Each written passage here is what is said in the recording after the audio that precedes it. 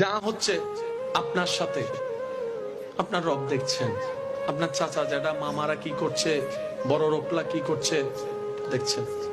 আপনি এটা মনে করেন না যে আপনার কেউ নাই, যিনি থাকার উনি আছে।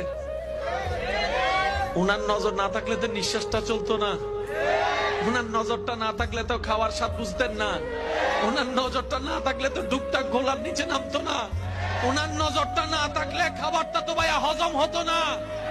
ওনার নজর আপনার দিকে আছে।